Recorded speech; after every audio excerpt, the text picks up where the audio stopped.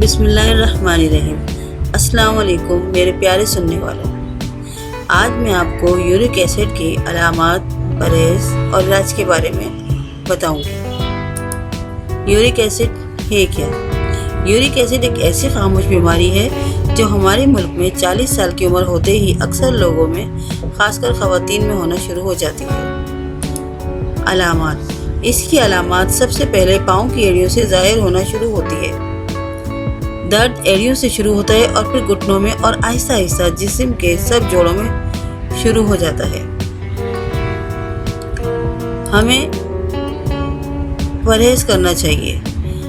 ऐसी तमाम ग़िज़ाएँ जो मुरग़्ग़न ग़िज़ाएँ हों, जंक फूड हों, निहारी पाए हों, फैट्स वग़ैरह हों, उनसे गुरेज़ करना चाहिए।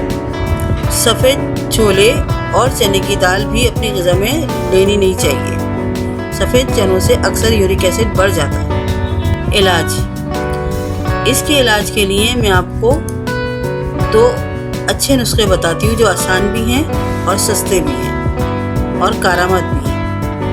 1 चुटकी कलौंजी, 1 चुटकी अजवाइन, 2 चुटकी मेथी दाना, 1 चुटकी सौंफ। ये सब मिलाकर नीम गर्म पानी से सुबह नहार मुँह या शाम में खाली पेट ले लें। रोज़ाना ले लें तो अच्छा है। एक आध दिन बीच में अगर छूट भी जाए तो कोई ऐसी बात नहीं है। ये अगर अपनी ज़िंदगी का एक रूटीन का हिस्सा बना लीजिए। दूसरा नुस्खा है पुदीने के चंद पत्ते 8-10, हरी इलायची 2 अदद, दालचीनी का टुकड़ा 1 इंच का, सौंफ आधा चमचा, अदरक आधे इंच का टुकड़ा।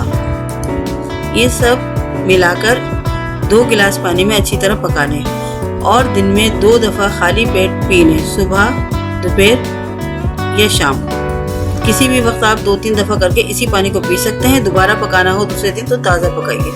हफ्ते में कम से कम ये पानी का ज़रूर इस्तेमाल रखें। इससे आपका हाजमा भी अच्छा होगा, क़ुव्वत मुदाफ़त भी बढ़ेगी। शुगर और ब्लड प्रेशर वालों के लिए भी ये पानी मुफीद है। आपने ये दोनों नुस्खे अपनी रूटीन में रखने हैं। मुरग़्ग़न ग़िज़ाओं से परहेज़ करना है। इंशाल्लाह आप देखिएगा आपको काफ़ी फ़ायदा हुआ है। दवाइयाँ जो शुगर के और ब्लड प्रेशर के मरीज़ हैं वो जो लेते हैं वो लेते रहिए।